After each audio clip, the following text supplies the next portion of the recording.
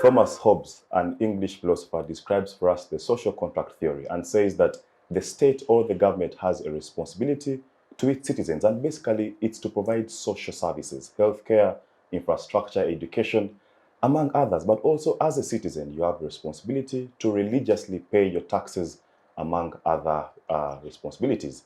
That shall inform phase one of our conversation. We shall explore how the government of Uganda is performing with regards to its social services. You know that just not so long ago, we had the pothole exhibition here in Kampala, and you saw the responses that were therein under from the government and other stakeholders. So we shall look at that and much more. In phase two, we shall look at the emerging conflict in Khartoum, and that is Sudan. The history briefly is that, janjaweed, a paramilitary group that evolved into sort of a quasi-state military force, is now demanding its stake in the government of Sudan. And conflict has emerged between two leaders, General Abdel and General Dagalo. Well, the conflict has left citizens in the middle of a serious crisis. They have no access to healthcare, no access to even water, and many other things that they need to run their day-to-day lives. Viewers, to put all this into perspective this afternoon is a panel of immaculate young people.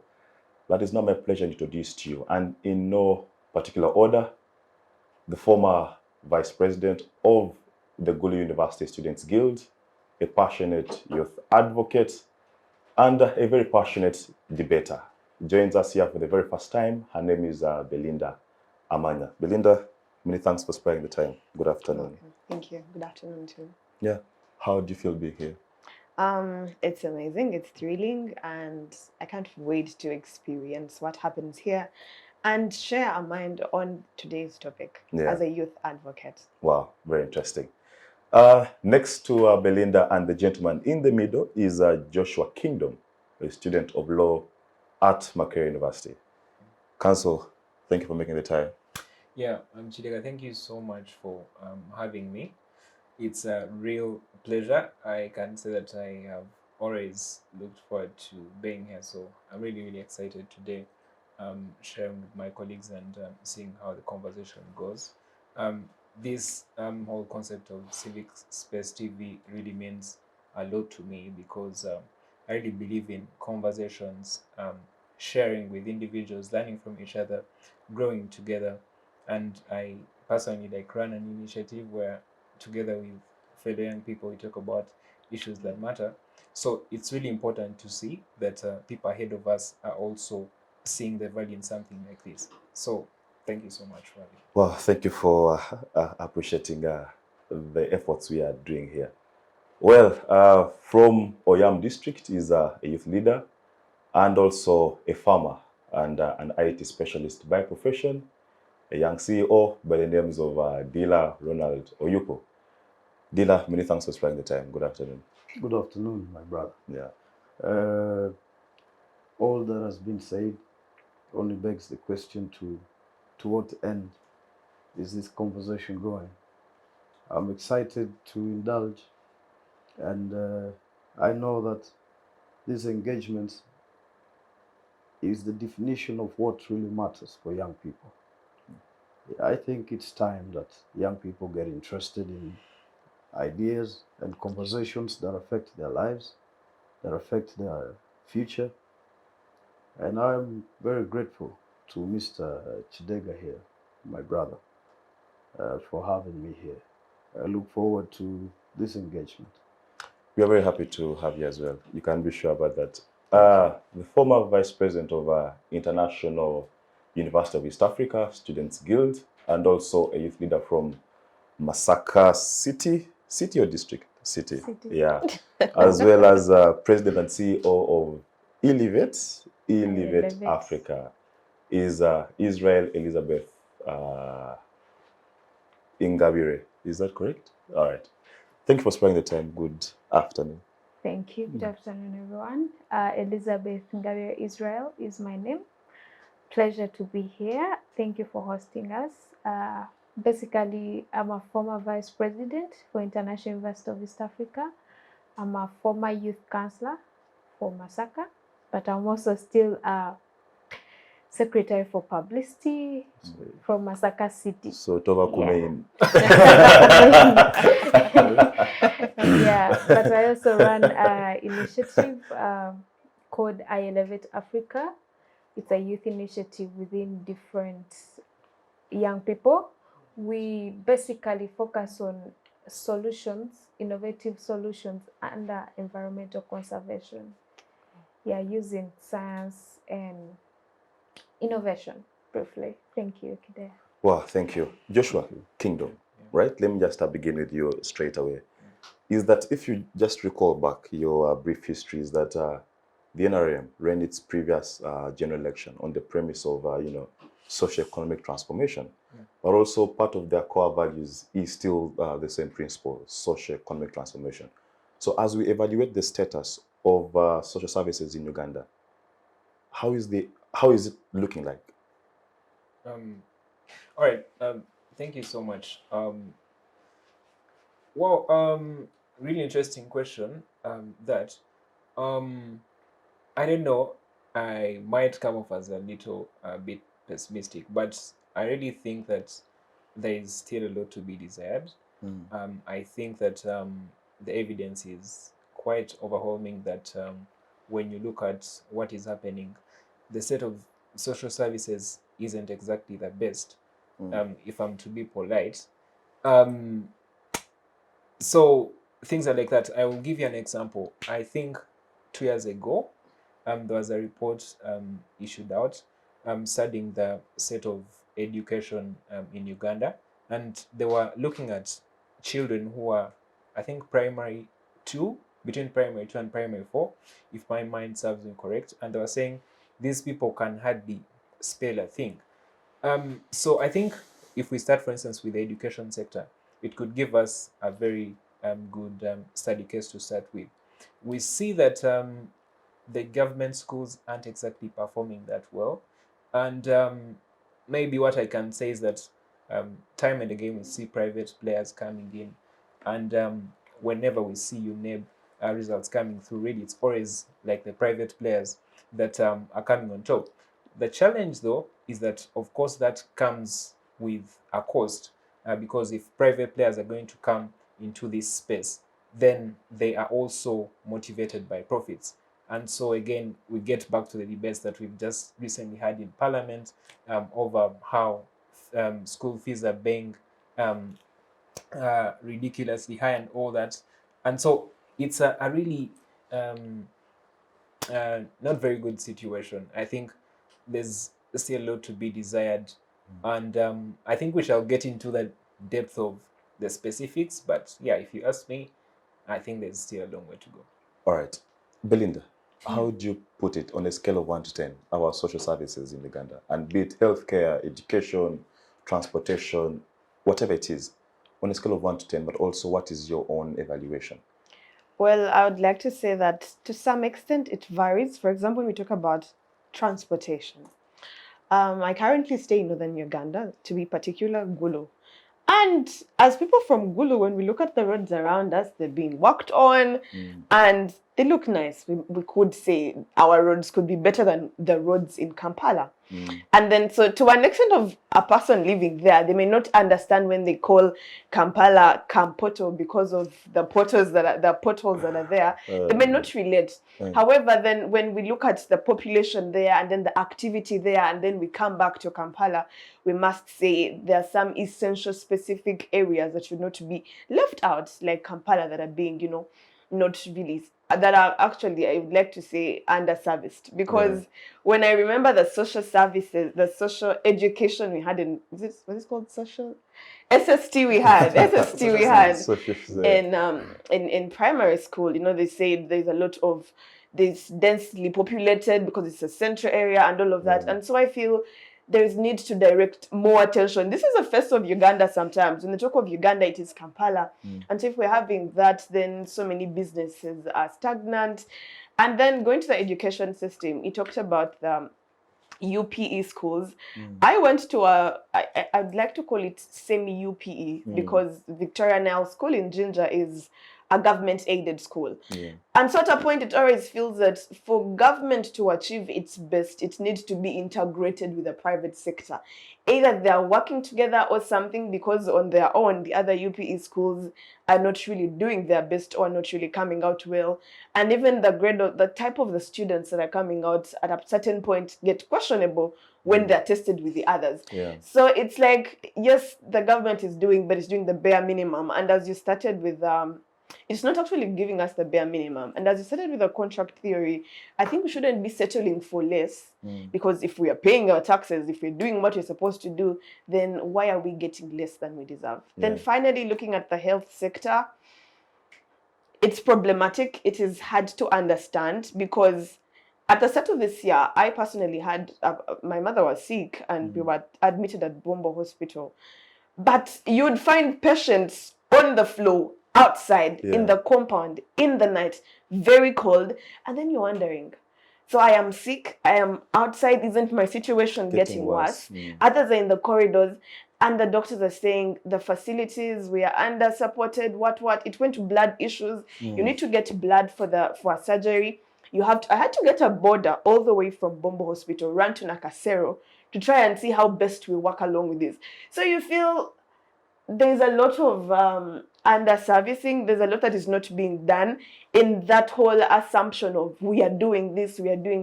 But I feel if we are to go deep in what is being done, there is a lot lacking, as you've seen. And I'd like to thank Ugandans for coming out with those exposures they're doing with the health sector, with the transport sector. I think it is high time we put out all these things and we really highly get them accountable, because it feels our government or our systems react to things when we put some pressure to them. And that is the position I think Ugandans are at. So at a scale of 1 to 10, I'd give it a 3. Well, that's an F9, I think. Standard. Dila, let me get you. And with the way this is flowing, I'm forced to pay attention to the health sector more. Okay. And for obvious reasons, is that, a healthy population is a productive population. Sure. Uganda is a signatory to the Abuja Declaration of 2013 that mandates member states to allocate 15% of the national budget to the healthcare sector. Now, Uganda's health budget for the past, 10, 15 years has never gone beyond 6.7%. So we are like below even 0.5% of what we are supposed to, accord to that sector. So as we look at the aspect of health, and of course your general evaluation is that, I don't know, where is the missing link? Is it lack of political will by those who are in power? Is it lack of consciousness? I don't know. Is it corruption? Just. Thank you. I would like to indulge, like you just said. The government offers social services in different forms and benefits to its people. Yeah. Not limited to only health. Yeah. And if you notice, recently there was a crisis of high prices in foodstuff. Now, food subsidies is one of the social benefits that must be offered to the people. That's right. When we go to health, I think Uganda has come a long way. I cannot totally discredit the efforts of the Ministry of Health. I mean, in the wake of COVID-19, that was 2020 March. Yeah. We all saw the capacity of Uganda's health sector to handle crisis.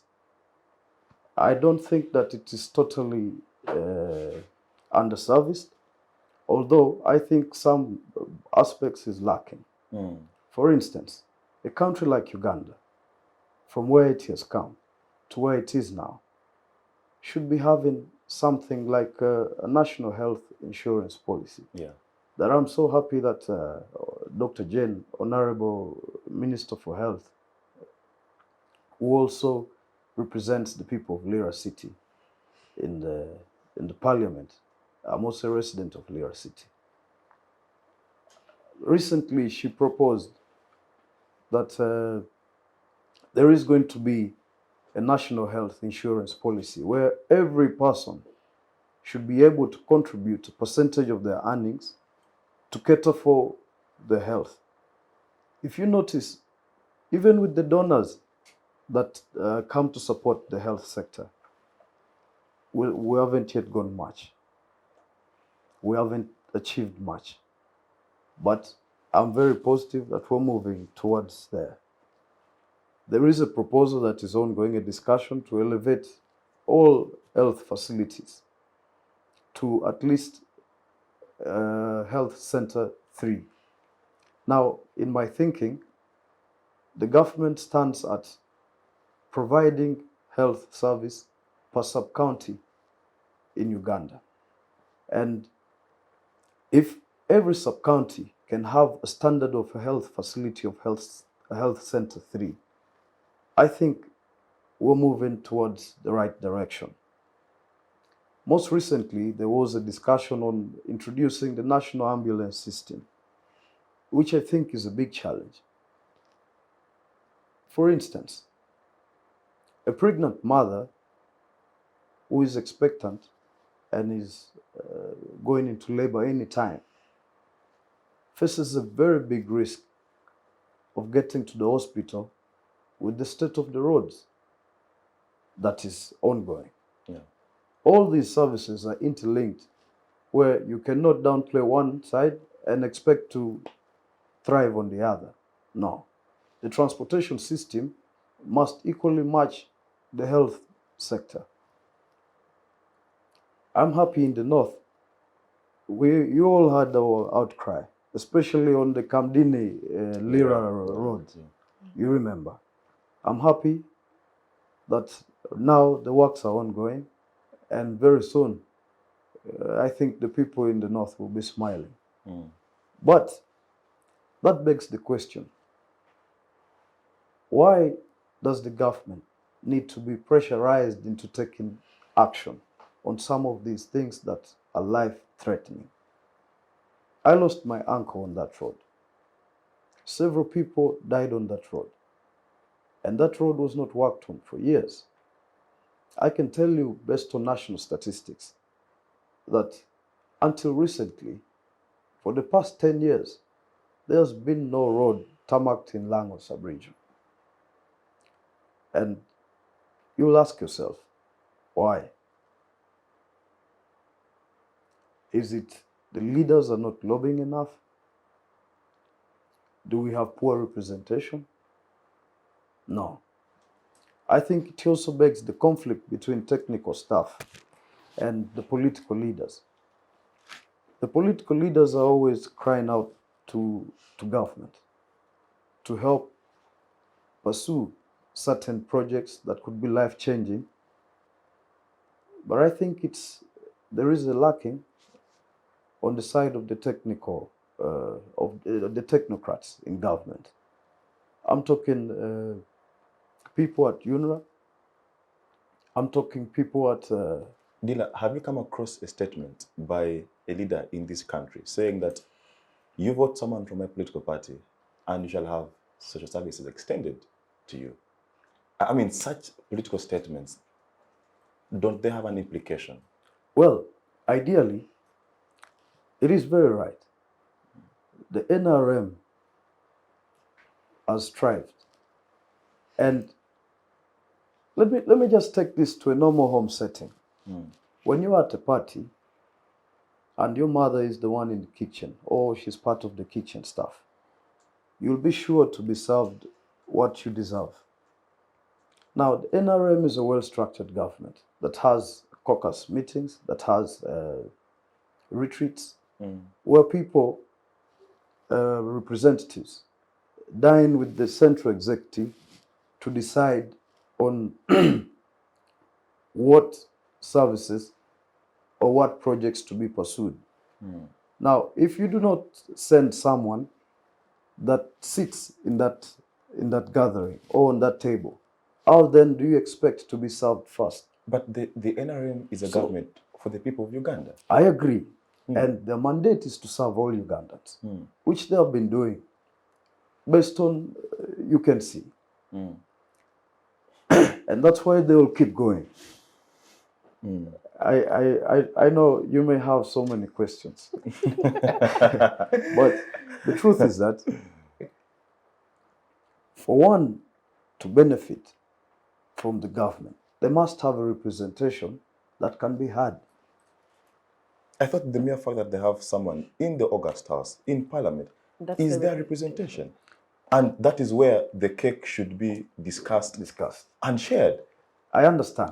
Yeah, but I thank you. I get your point. Very, very well. You appreciate that Uganda is on a journey, and we have come a long way. You Yes. know, from a country filled with turmoil and things like that, and now we have a semblance of peace, and now we are trying to get ourselves on the right path. I get you, but I want to bring in Israel a bit. Okay. And Israel still on the aspect of evaluating social services generally in Uganda. And you can hear Dila's argument. You know, he is trying to caution and say that, guys, we have come a long way. Let's appreciate where we are. Yes, there is much more to be done, but we shall get there. I don't know. How do you evaluate this whole, transport, healthcare, education? How is it looking like? All right, a very good one. Mm. Thank you. I think everything goes back to the education system. Everything, all the systems that are running start from the education system. And when you look at the education of Uganda, particularly, because we've all studied in Uganda, you find that we have studied a lot of irrelevant things instead of studying things that would be beneficial to us. And then the young generations, kids age 5, age 6, they learn things that are not supposed to be in their way. For example, if you teach a kid who's 4 years that when mom is not looking at you, you steal some sugar, what will happen? Definitely, this kid is going to become a thief. So I feel like everything goes back to the education system. The training. Because you find that I studied in high school, 16 subjects, and then you go to HSC, you do more 18. subjects, and then you graduate, you don't become one. We have a lot of graduates who are on mobile money, who are on streets, who are in bars as cashiers, but I mean, they studied, let's say, bachelors in IT.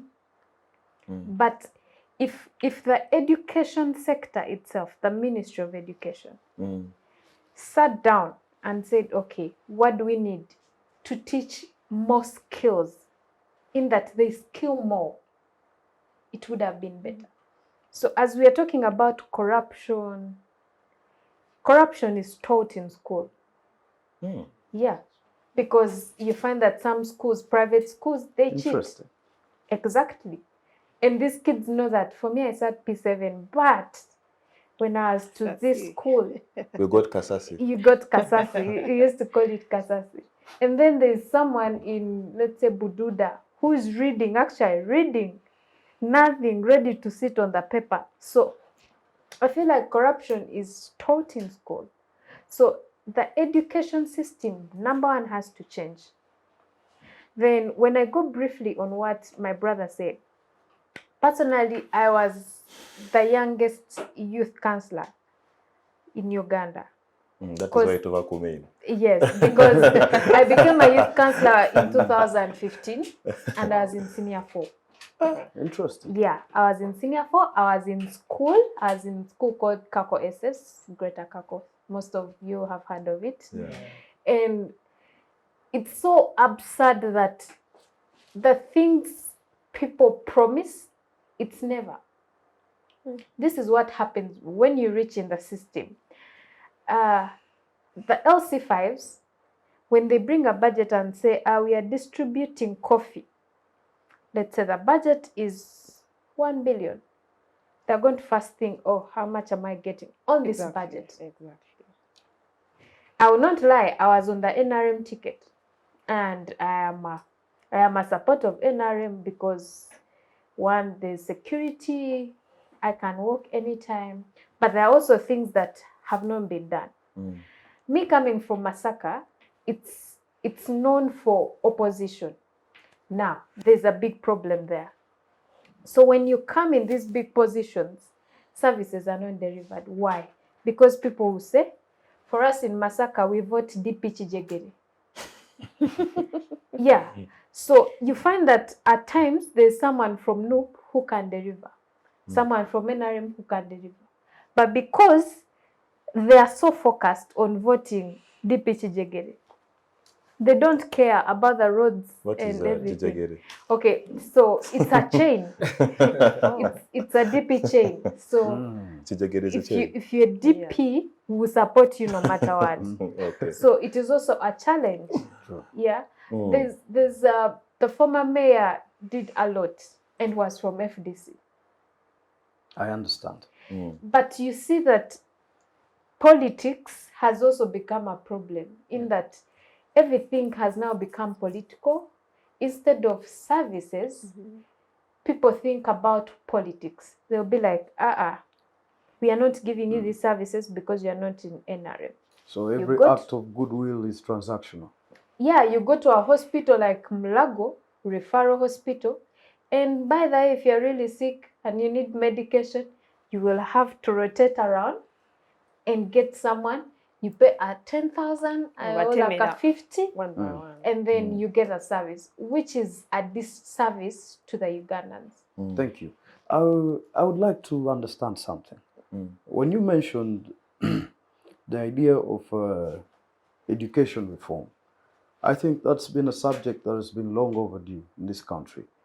And I was happy to wake up yesterday to a circular by Ministry of Education restructuring the education system in such a way that we have more practical people, learners, than theoretical learners.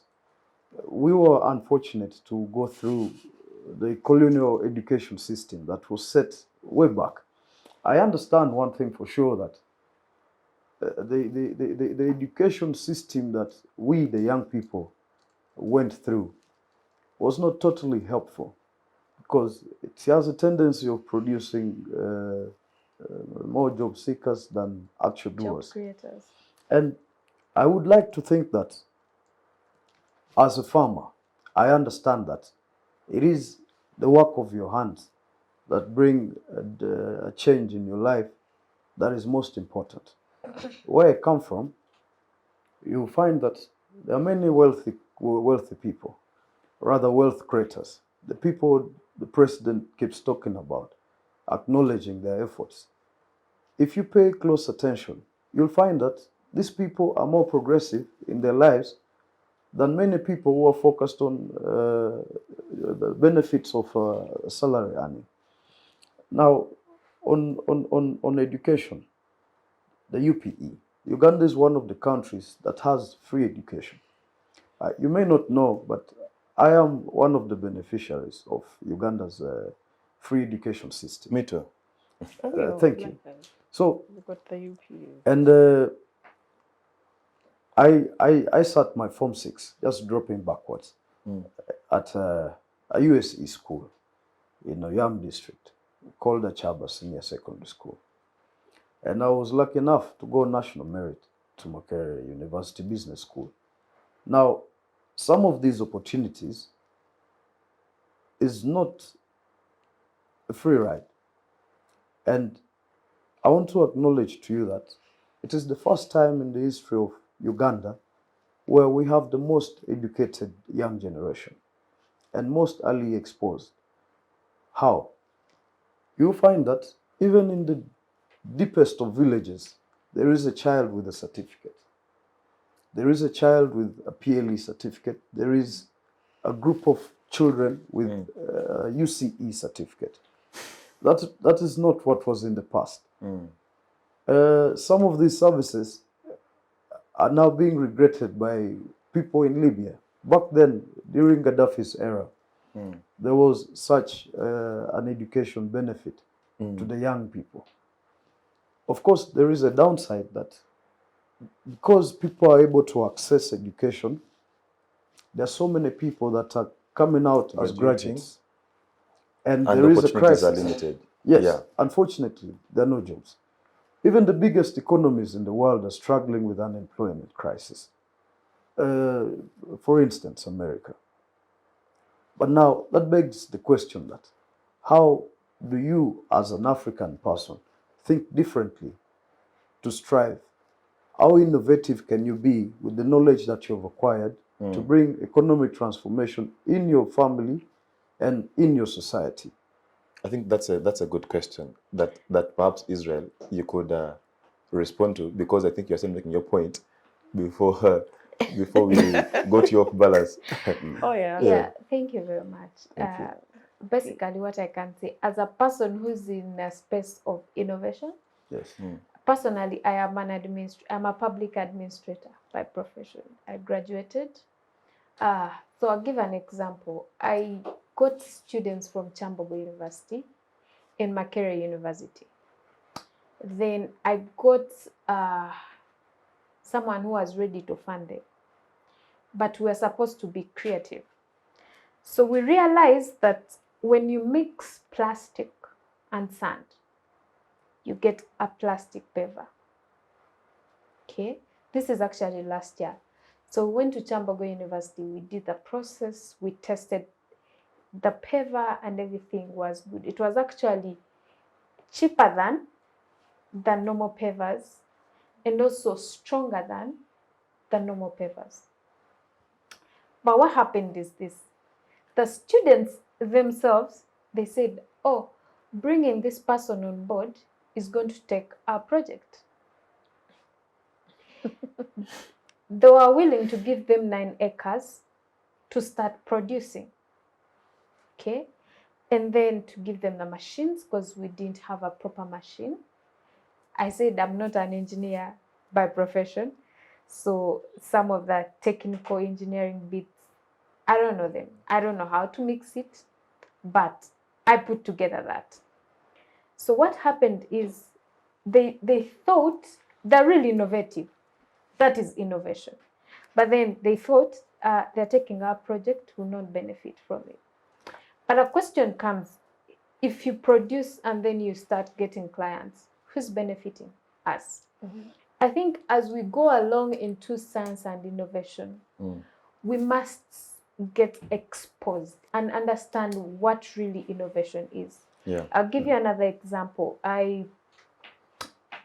In my own organization, we were the first in Africa to participate for EU space quantum computing. So most IT people have heard about supercomputers. And we participated from the first level, second, there were 3 phases. In the last phase, what cut us off? They told us, you need someone from Europe, a citizen from Europe, to apply for this grant. Yeah. So young innovators are there, and we are many. But we also have a challenge in that we need, let's say, our own government and African Union itself to step down and get involved. Thank you. Because just briefly, I used to work for head of African Union mineral unit. And you find that I sat in quite a number of meetings with the African Union and everything. So the challenge is the African Union itself, it's supposed to give funds because they get funds from UNDP, they get funds from European Union, but none of them is willing to step down and actually give the actual money, because the people on top, when the money is distributed, they'll come and say, oh, we are doing research. I was there. So we are doing research. So Israel, I'm trying to put your message in just one statement, which is that the youth out there are actually clamoring for all these spaces and all these, like they have the ideas, but the support to them either from government or from non-state players is a bit insufficient and lacking. Yeah. And I want to bring in Kingdom, as we look at social services generally in Uganda, is that perhaps we could want to evaluate the influence of the structural adjustment programs that were introduced in the late 1980s that encouraged privatization, that encouraged government-private partnerships and things like that. Because I think one of you mentioned that our education sector is largely privatized, that the biggest schools that these days are making headlines are in fact private-led, Private schools. you know. So could we have made a mistake somewhere with the structural adjustment programs? In that we find even the healthcare sector today, if you got sick, the quickest option or the first instance would be, oh, a private hospital. Most of us think about Mulago as a second instance, all right? So let's look at the structural adjustment programs and how they've influenced service provision generally. All right, so yeah, I think there are issues to the whole structured adjustment program, and that I think were quite mistaken in how they approached things. But I also think there's actually some positives to that. I mean, when you look at the situation of Makerere, for instance, Professor Mamdani has written quite extensively on the matter. Makerere in the 70s, I believe, was almost dilapidated. Professors were, of course, professors first of all had like problems with the political regimes, so there was no independence. Professors were being exiled. Then there was a time where Makerere was literally collapsing, and the initiative of saying that, yeah, Makerere is a government institution, but let us also have students now start to pay money, Private has school. actually gone a long way to sort of actually bring Makerere to the position it is in now. It is in now. Of course, it was an institution that was really, really huge, but I think had there not been those kind of interventions, would be in a very different place. However, I don't want to look at this as a thing of either or. I think that there is a role for the government in providing services, and there's also a role for the private sector, because as Israel was saying, we have a lot of people that are innovating. I think that it would be a mistake for the government to just come and say, okay, we're going to run everything, because it's quite impractical. But I also think the government would be taking on a burden that is really unnecessary, because now if you're going to go around policing everyone, that becomes really difficult. You need to be a very, very efficient government with a very huge system, which I don't think is exactly called for. I think the role of the government in that regard would be creating an atmosphere that actually helps innovation come through. So as she was saying, if we have people that are innovating, but then these individuals actually bringing up ideas but are not being able to receive funds. So how are you as the government being able, are you as the government, can you come in and ensure that these people get the funds, and then the rest of the things is really sorted out by Kingdom, just sorry to hold you there, Yeah, but a follow-up question on that is sure. that we are looking at social services and we are trying to evaluate privatization and how it has affected the same. And you mentioned something like, government has a role and etc. Is that then, does the government have regulatory frameworks to ensure that even when we have liberalized the economy and we have private players involved in the health sector, in the education sector, do we regulate them so that they don't exploit the consumer? Yeah. Do we have such strong regulations? Do we have such strong institutions that monitor these private players to ensure that they don't go above a certain threshold, therein they don't exploit the consumer? So as we privatize, how prepared is the government to regulate the private player? Yeah. Or is it a free market economy? Yeah, that's quite interesting. Of course, the free market economy is like the thing of market forces playing, but still the government would really need to intervene, because if we have just profits, then we're going to have a problem, because that's all private players care for. Now, I think that theoretically speaking, we actually have structures in the country that can monitor that. However, I think it is the way things play out in the practical arena that is problematic. Now, for instance, we have like UCC, we have the National Council for Higher Education. But the challenge, for instance, one of the challenges that I see is that, yeah, you have these bodies, but at the same time, the guys in government are also having private entities. Yeah, so they have to. Yes, there's the legal framework, the policies, but then they also the people, and also the people, you know, in the private sector. So they have to sort of balance, and sometimes that really, like, their private interests sort of override what is supposed to be enforced. So at the end of the day, we have the policies, but I do not think exactly that The they are being enforcement enforced. is still lacking. And it's for quite obvious reasons. Yeah. Of, you know, conflict of interest, basically. Yeah. Yeah, but I don't know. Also, I just wanted to comment a few things about what he had said. Sure. I hope I can do that.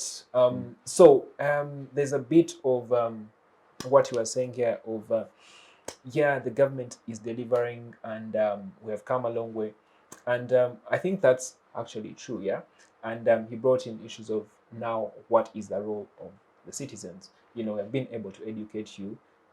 That in itself brings a problem of people being unemployed, but you can't exactly blame it on the government.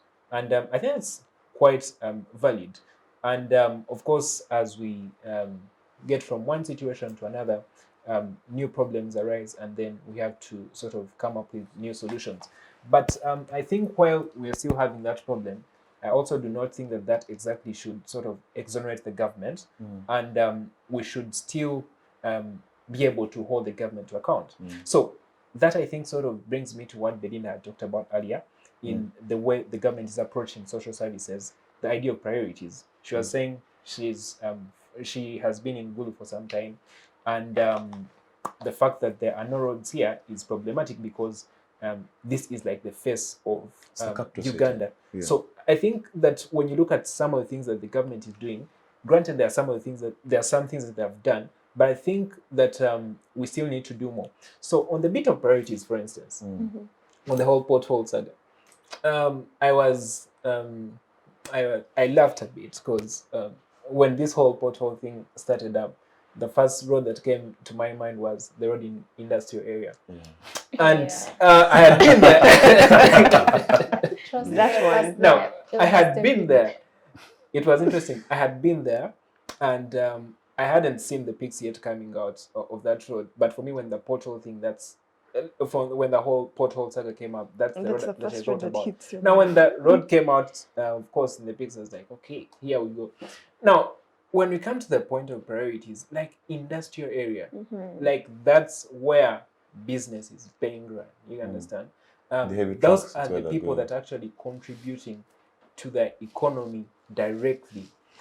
It's totally unimaginable that those guys could have roads like that. And, you know, I was thinking to myself, is it because maybe those guys have heavy trucks and maybe government thinks that, well, they still, when I saw that road, when the first time I saw that road, it's like maybe the government is just saying these people have big cars, so they will handle. They are lorries, they are trucks, so maybe they will handle.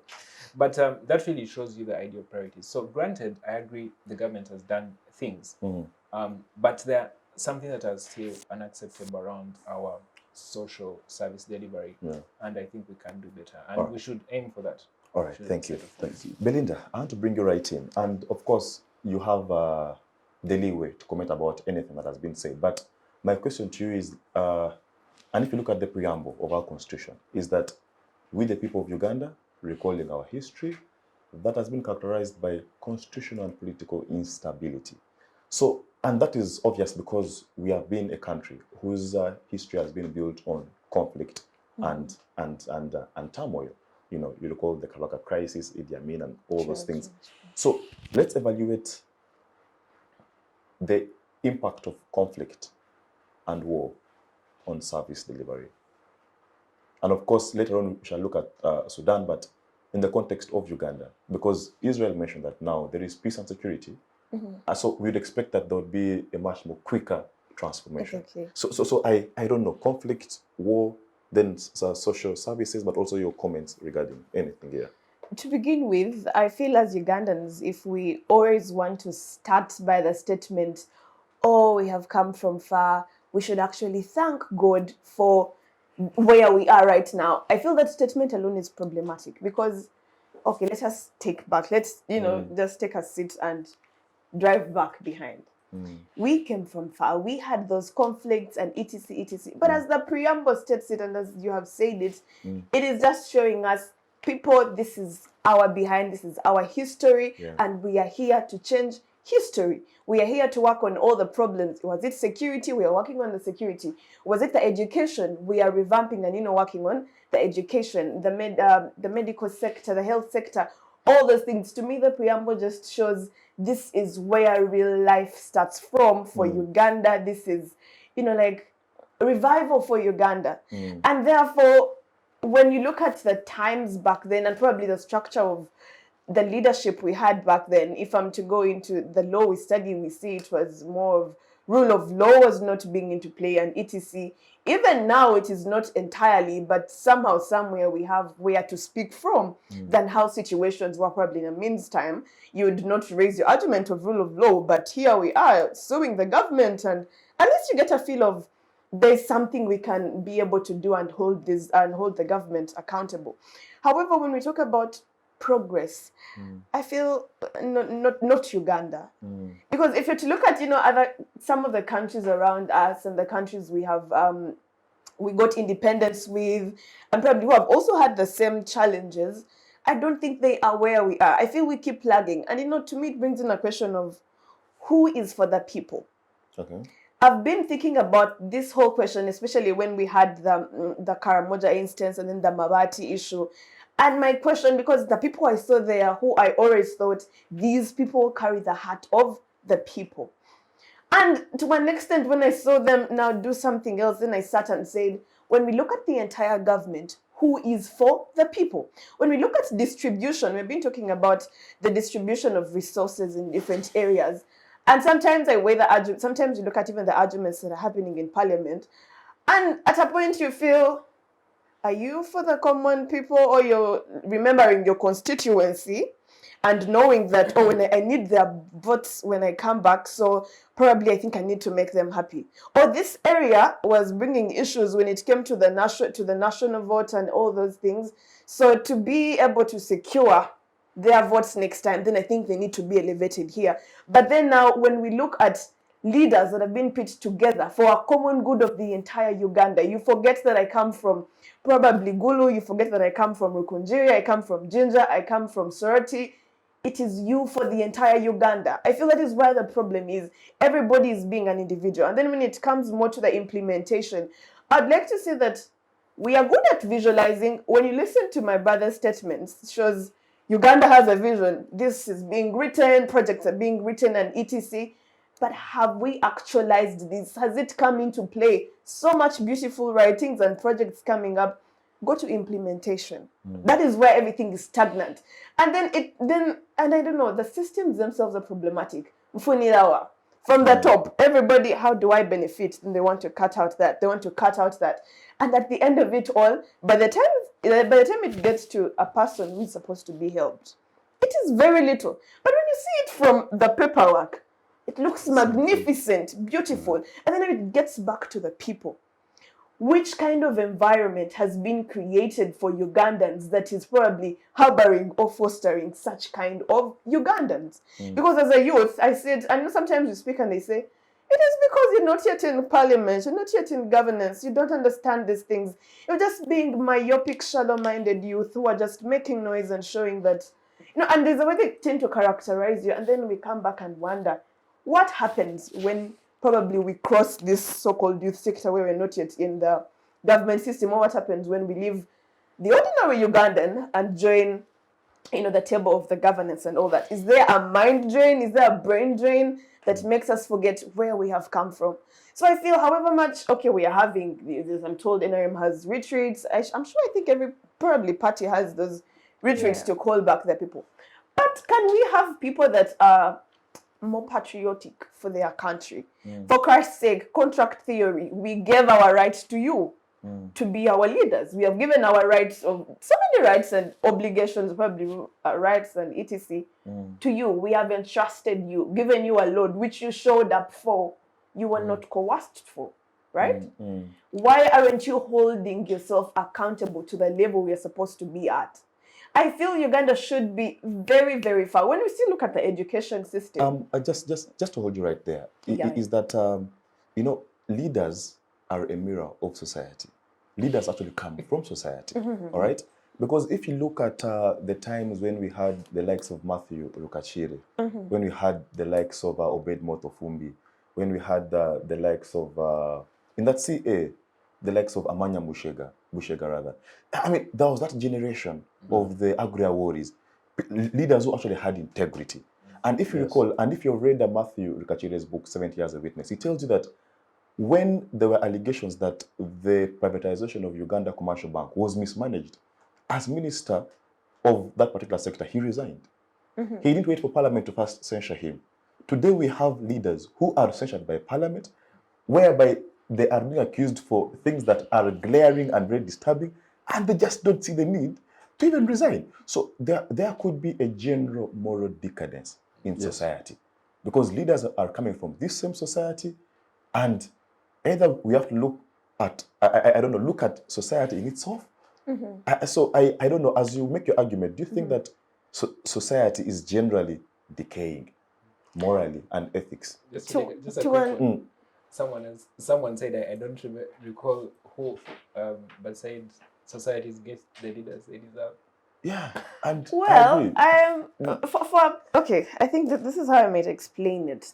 Well, true, there is a level of moral decadence, and well, I don't know who to blame. It becomes too ambiguous when it gets to society, and so I can't apportion blame and say probably I'll come from the homes and what. So it's probably a structure of how society is growing. But then also I'd like to look at the environment and maybe modernity, and as we grow. Those people back then, because I've had a one-on-one with Matthew Chikile, and when you talk to them, and my question is always, but how did things change? How did we leave such mindsets and such, thinking and integrity and then reach here? It's like probably we were faced with a different world, and you're faced with a different world, which is probably pushing you to that limit. And maybe when we talk about values and virtues, to you, that is not a discussion that makes sense, because in your world, it is not something that is really relevant. But however, I think we can work on that as Ugandans. Can we see different institutions coming in, perhaps? If leaders are groomed from schools and etc., as you talked about, that, corruption is being bred in the schools, can we see schools try to work on that? Can we see families? Can we see the church? Can we see the law also coming up to try and hold these people like strictly accountable? Of late, I was surprised when, I don't know whether it is just Ugandans making memes or it was his actual statement when he said he thinks God took him to jail so that, they would realize that the prison sector needs to be, is it helped or something? And I'm wondering, here you are, you've been taken to jail because you committed a crime. And to you, out of all the things, out of all the lessons you could learn, this is the major one. We're not looking at are you reforming? Are you trying to pay back for what happened?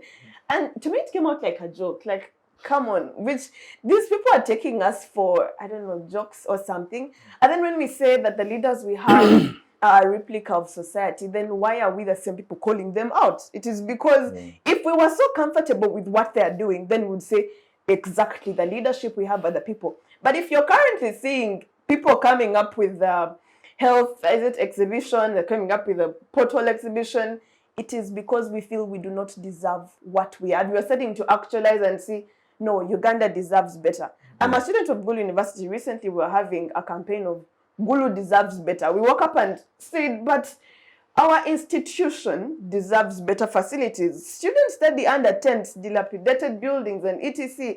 And when you talk to administration, they tell you, you see, we do not have bargaining power. So sometimes when we are bargaining for these things, it becomes problematic because so many politics. It feels like for you to get what you deserve or for you to get better services, you need a tall relative, you need connections, it becomes, I don't know how to really... But exactly. It's frustrating. And when you look at the entire state we are living in, and as the young people, we wonder, is it going to now, because I imagine it's transitional. You carry the load, pass on to us, and sometimes you're in a position it's like, the people before me did the same. I don't think I'll create any difference. So you carry it on, probably the next will. And at the end of it all, I feel we are postponing problems, postponing challenges, and they keep growing with time. So as I conclude maybe on this, I'd like to say that we the citizens have a problem, the leaders have a problem, and we need to all sit on a round table or agree and say there is need to do something. Otherwise, we are all headed for doom. But however, our leaders need a nice, I don't know, we need to hold them more accountable, because it starts with them, and then at least their group, a smaller group, we can hold accountable, and then we can slope to all the general people. Thank you. I would like to... Yes, Israel, just a comment from you before I wrap up with him. So I see you have a comment. Yeah. Okay. One, I'm not going to entirely blame government. Because who is government? The people. We are the government. A portion of the people. Yeah. No, we are the government. The Constitution First, says... I want to thank the president himself, because he has done a lot. Now, where the challenge comes from, whether you put Bobby Wine, whether Besije, whether you put who as a president, those people work. But the people below them, they mess up things. Let's agree. Now, coming to what you're saying, yes. Okay, then when they mess up, what action do you take? No, as because their leader. Here's the thing. Here's the thing. Do you Uganda, encourage them to mess up, or you take action and say you've messed up? I'll ask a question. Have you heard in any of the presidential statements where he says, you're free to steal money for, let's say, the healthy sector? No, but here's the thing. This is what they do. This is what us people do. Israel, you recall when the IGG proposed that she is going to carry out a lifestyle audit, all right, and attach property of purportedly corrupt government officials. The president said, no, go slow on those ones. As long as they are investing the money they steal in the country. So what do we infer from it? Actually, it's not even implied. That is from the head of state. Out there. Yeah, this is why I said. It is out there. This is why I said entirely. I'm not going to blame the president alone, because us as Ugandans. But if you make such statements, as Ugandans, we have a tendency of pointing only to one person, but then the government is you and me and him and her and everyone. But who has the power to influence? The power is you. Ask me why. That is why. This is why I want to talk about it. The power is us. Person in South Sudan, in Sudan right now. The power is us. Ask me why. Here's the thing. First, listen. When it starts from the village level, okay, then we go to the district, municipality, the cities, to the national. Okay. Now, if us as Ugandans on the village level do not come together and elect properly, when I mean properly, we do not sideline, Elizabeth, you are Muganda, you are Mnyankore, you are Mchiga, that also is a problem. Because where you're staying, it has a lot of people, maybe tribalism. But not there, Israel, you look at the civic competence of the people. No, the choice of leaders is influenced by so many things. Not just whether you're from blah, blah, blah. Because now, look at a place where we are all Acholis. Okay, say Gulu. We are all Acholis. So there is nothing like a tribal factor. Yeah, so it's the not factor, only tribal. The pool of it's not only tribal. The factor there will be the civic competence of the voters. Do they know? Even buying. How much have you? No, as the people, that's all civic competence. As the people, as us Ugandans, including me and you, we tend to look at money in terms of electing. That's where the biggest challenge is. Like it or not, whether you're in opposition, whether you are in NRM, the biggest challenge is we look at money first before we look at anything else. You're like, oh, he's giving us sugar, then you run. And then we forget that we are selling our country. And then why? in the end, why do citizens keep on asking for money? No, because of poverty. It has been given. Poverty. It has been put at an exposure that it is there. Therefore, and it's what they're looking for.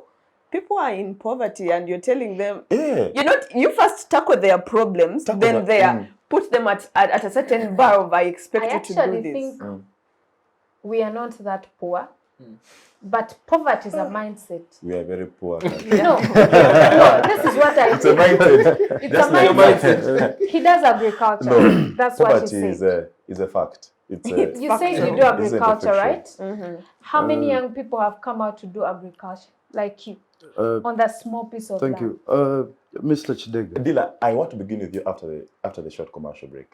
We are due for a break. That's why I I wanted understand. Israel I to be the needed last to to speak. respond to some things here just briefly, Eh, so that at least I enlighten all of us. mm. First, I must let you all know that I don't speak for the NRM, and but I am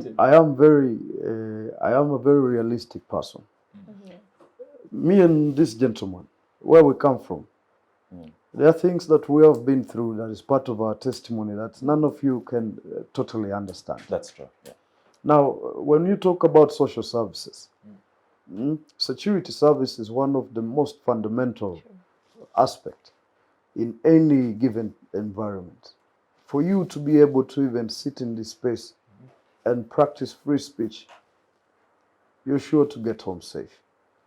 Now, I don't even want to indulge much on the subject, but the government has been spot on delivering in security. And for that, every Ugandan is grateful. But if young people like us cannot acknowledge, Would you want to comment about Karamoja? I would like to, and I'm coming there. If all of us, young people, can acknowledge that we have a civic duty of community policing. Community policing is the aspect of being able to watch your neighborhood, regardless of a police station or a court premise. If there is a wrongdoing in your community, you can all rise up and say, no, we don't want this. For instance, when we were under attack by the LRA and the government forces could not fully hold them back, there were people that signed up to provide protection for the local people. The Muha boys, Yes. the Arrow boys. They were given guns to fight the insurgency. And some of these initiatives contributed so much to the pacification of northern Uganda. And this comes back to a personal conviction. How enlightened are you to understand that if my environment is not safe, I am not safe. My future is not safe. Now, on the idea of, of politics, I understand the biggest challenge in Uganda is the commercialization of politics, where someone who is able to give me 5,000 gets my vote. Of course, it's directly associated with poverty. But it's not even poverty when you think of it. It is the mindset. The truth is, we're all to be blamed. We're all not listening. We have very competent people that could be representing. But the civic competence of a local person is in their ability to make a decision and choice on who to send, regardless of what they get in return. Now, if they're not listening, you, the brilliant one, will come with very brilliant ideas. But because you're not giving them that 1,000, you will not get the vote. That is a problem. And this is a modern day problem in all the countries. Why? Because of political ideology, of capitalism.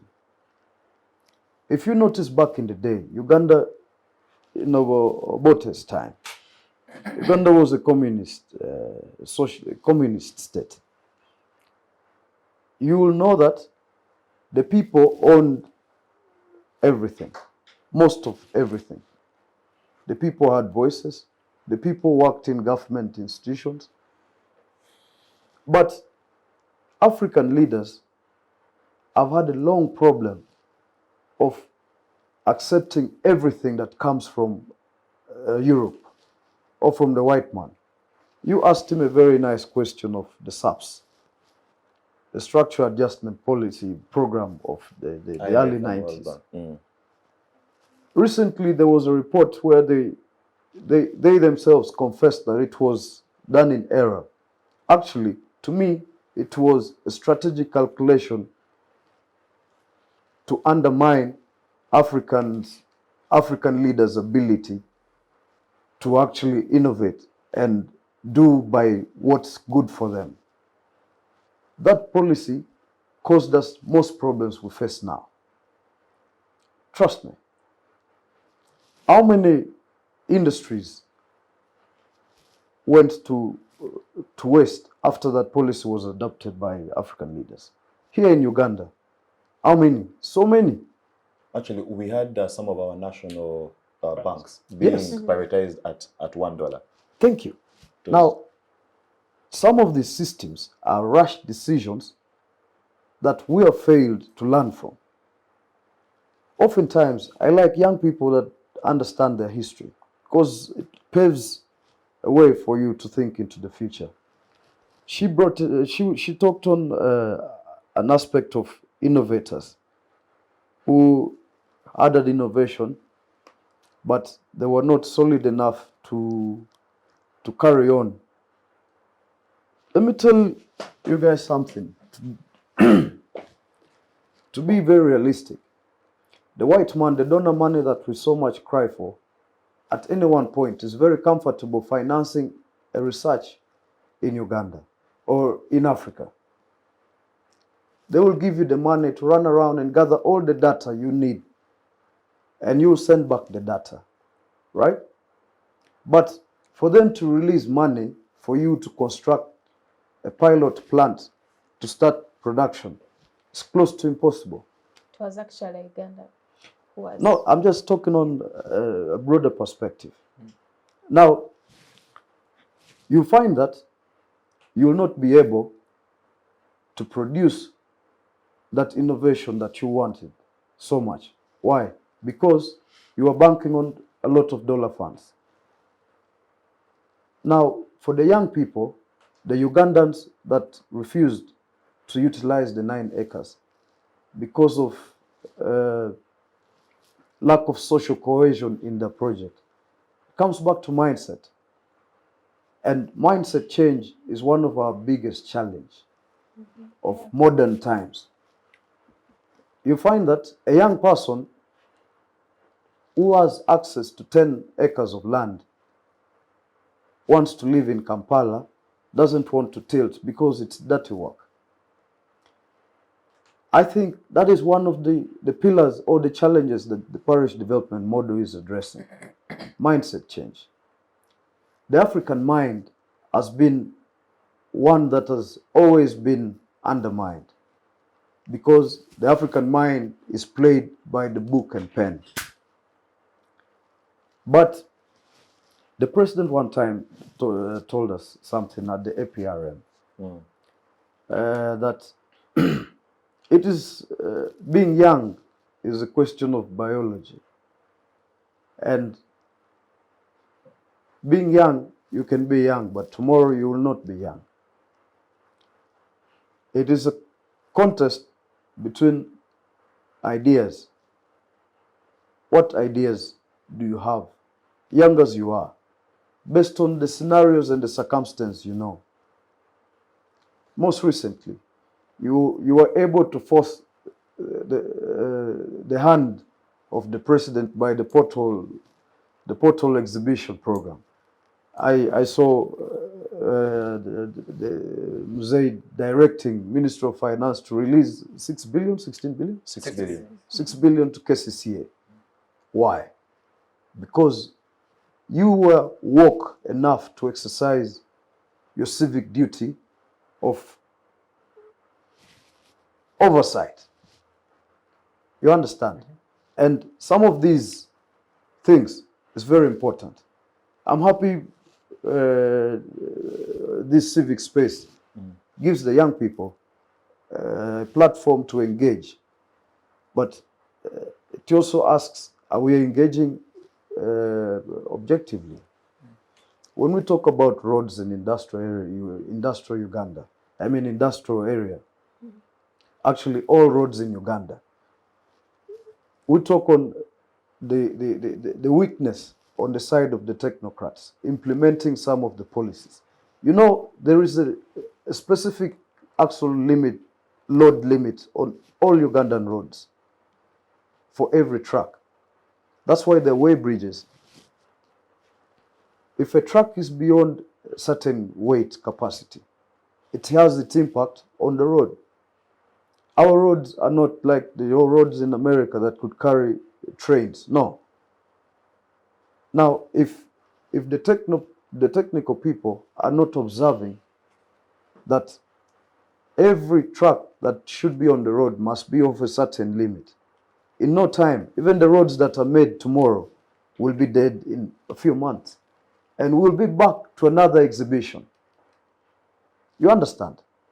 Yeah. Now, Mr. Chidega, As wrap up. as I wrap up, yeah. I would like us to understand that we're on a journey. Whether we want to be realistic about it or not, but we should appreciate our present. I'm not forcing my hand on anybody, but it is what matters. If we're able to identify that we have power to influence works on the road like we have, it's the same power we have to influence who goes to represent us.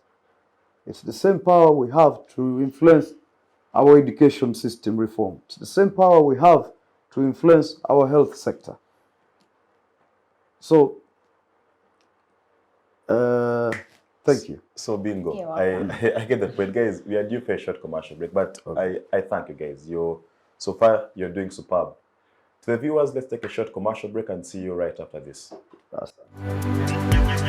Digital rights are those human rights and legal rights that allow individuals to access, use, create, and publish digital media or to access and use computers, other electronic devices, and telecommunication networks.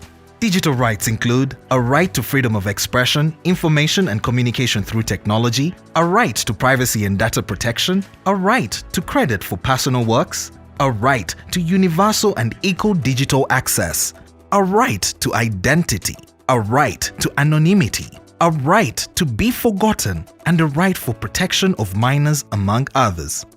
The state's digital rights are frequently violated through various unfair actions, for example, blockage of websites and social networks, theft of credentials, unauthorized use of people's data for personal gain, privacy intrusion, online censorship, arrests and intimidation of online users, internet blockages, and the proliferation of laws and regulations that undermine the potential of technology to drive social, economic, and political development worldwide. It is hence every citizen's responsibility to respect rights of other digital users and to speak out or report to the responsible parties when one's rights are violated.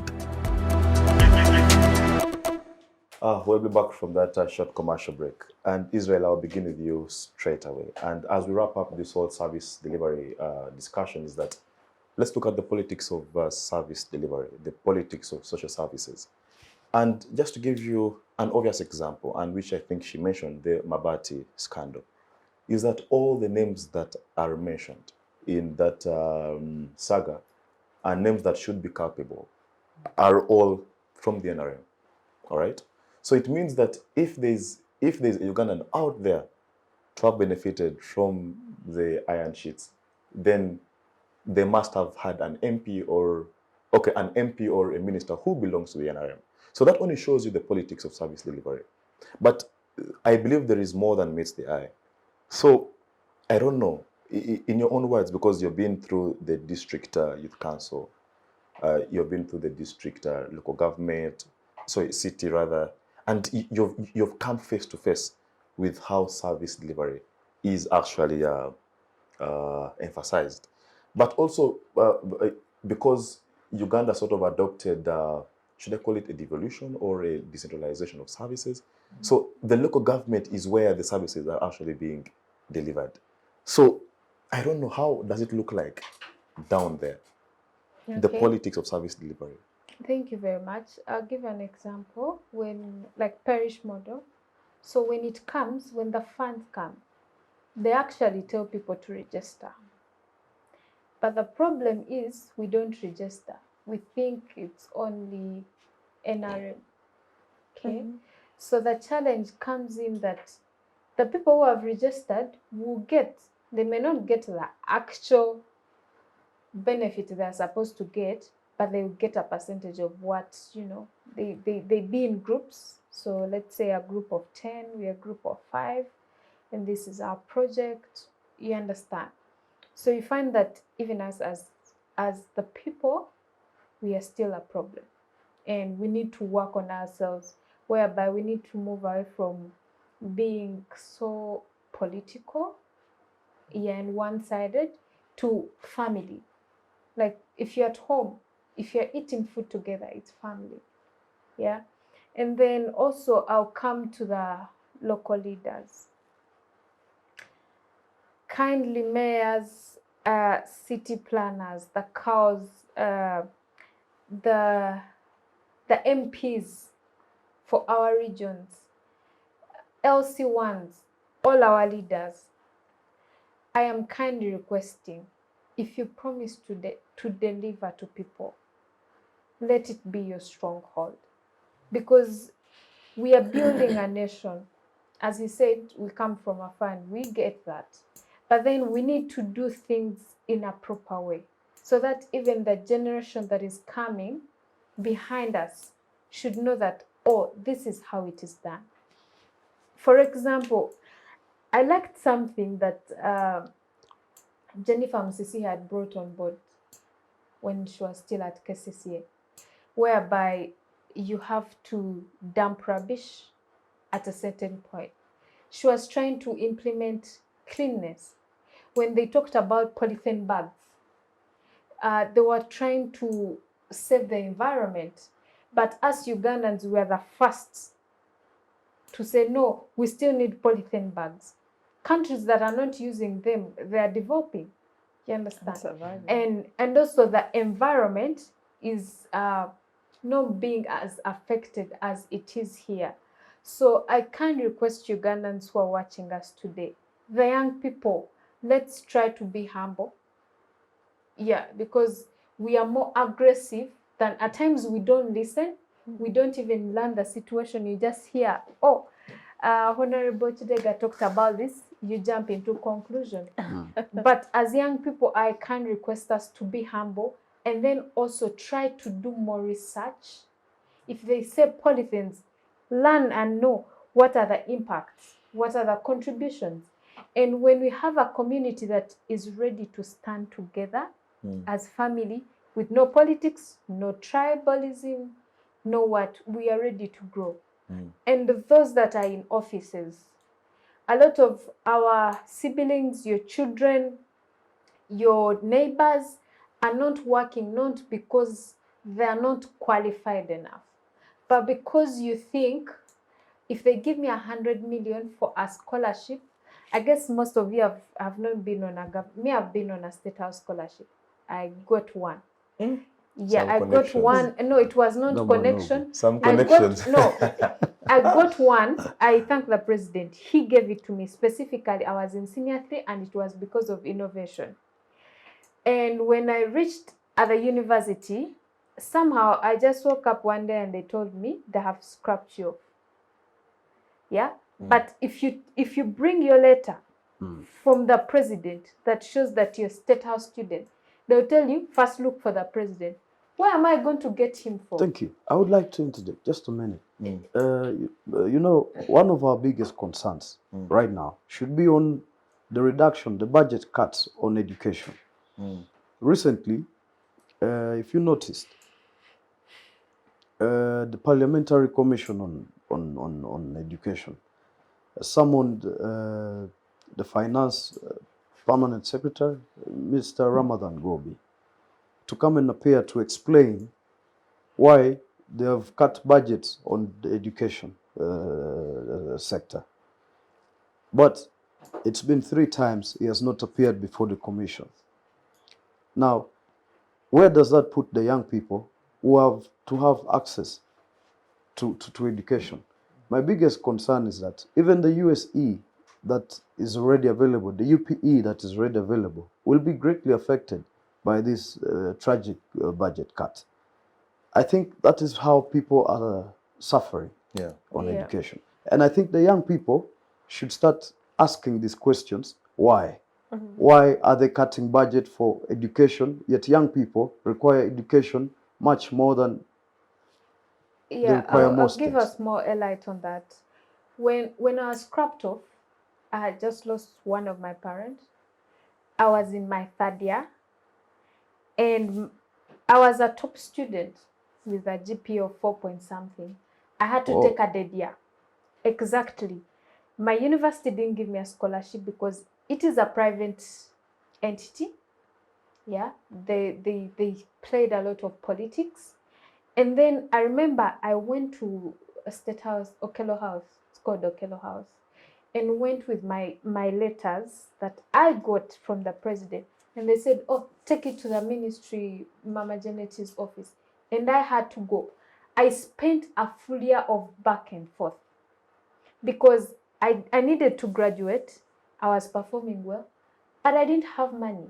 So how many students do you think have not completed school just because of something like that? So in other words, maybe if they scrap off students, because we have students who are in Makerere and different universities, let them put it in writing. So in other words, in terms of the way policies or structures or services are being delivered, as Ugandans, we need to know what is happening. If you say we are not providing this type of medicine in Mulago Hospital, put it in writing and let the country know. Otherwise, a lot of Ugandans are in trouble. Yeah. Yeah. Just hold up. I want us to shift gears a bit to technology. And Kingdom, I want to bring you in. And we have seen how social media has played a role in terms of social accountability. That, the government has a responsibility because it collects our taxes and they must account for this money, right? Because at the end of the day, it is actually our money. So social media and technology and how it has been able to influence social accountability and how it has been used to hold leaders accountable. Okay. Really, really interesting. Social media happens to be, or technology broadly happens to be one of the things that also quite intrigues me, because I think it has a lot of potential. And I was studying closely this whole pothole saga. And I think it's interesting. First of all, as you say, there is a response from government, which is really amazing. But also, secondly, the other bit that comes with it is that you actually do not necessarily see leaders in courts, like the conventional leaders. Maybe there's no DP leading this, or there's no NOP, there's no FDC, and you're actually seeing just people maybe here benefiting from the fact that they are having a number of followers and trying to drive something. And I think this is quite an interesting kind of potential that we can now tap into, because it's really interesting.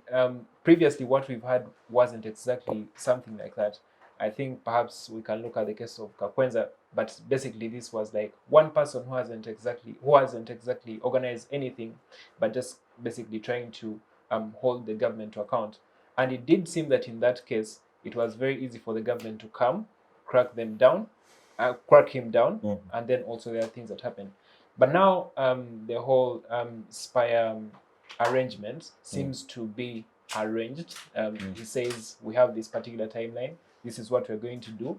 Anyone who can come on board, please go do ABC. And I think that's quite an amazing thing. It will be interesting to see how it evolves, because now there's also now the other health exhibition and all that. So I think it's an interesting thing because it brings very interesting nuances, but also avoids a number of things like government being able to physically crack down people, so people can express themselves. We are not seeing police because, I mean, everyone is wherever they are, but they are able to deliver the message. However, there's a fear for me here. first, as I said, it's interesting that the government has come out to sort of say, guys, Respond. we're going to actually extend 6 billion. But I don't know whether that's how the government is going to continue to operate. If it does that, then that would be really interesting, because that would be actually a new trend. Otherwise, what we've seen in the past, especially if we look at the case scenarios of elections, is the government coming and saying, oh, we're going to shut down Twitter, maybe, right? We've seen that work with Facebook. And I think if it goes in that direction, then that would be regrettable. However, I also do not think that the government should always wait for people to come out and say something.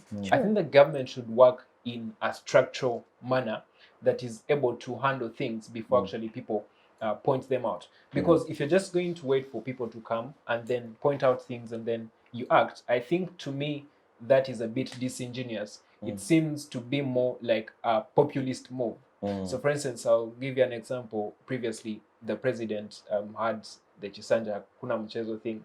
And I remember, I think it was at the very start of it, when people were complaining, there was a certain health facility and certain medics were conducting themselves in a way that was lax, basically in a lax way.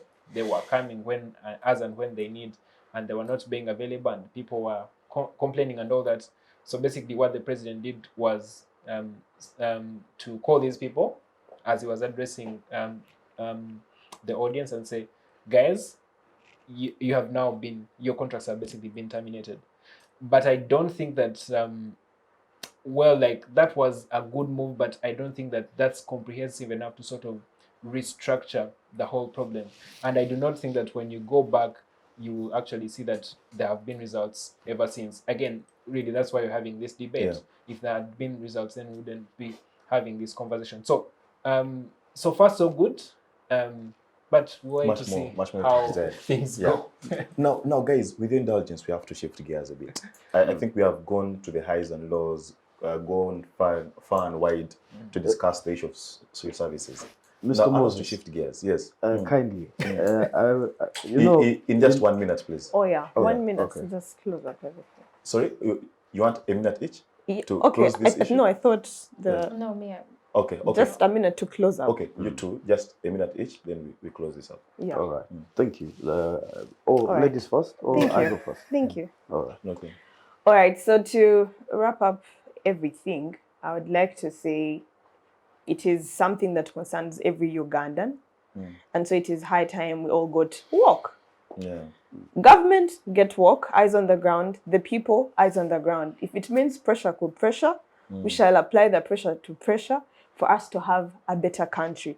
The people are on the watch. The government is on the watch. And then to the young people, it is high time we left the social media hype of, wanting to have that other life that is detached from reality. Let us come back to our nation. Uganda is ours. Try to know the world around you, how it is operating. Do the research, be well informed, and be at a level of being able to have input in the decisions because you are informed and you know what you're talking about, and the solutions you have are practical because they're well researched, well informed.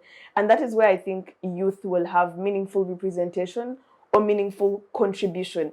However, for all those that are doing the exhibitions, we're in support of everything, and I believe more youth should be coming on, even for the education sectors, especially institutions. We should be rising up. Everyone in your university, let's expose whatever is happening in your secondary school, UPE, etc., the hospitals, the infrastructure. We need a better Uganda, and a better Uganda starts from a vigilant population or a vigilant group of people. Thank you. Wow. Yes, Dila, in a minute. Thank you. It's very interesting with all the trends that is ongoing.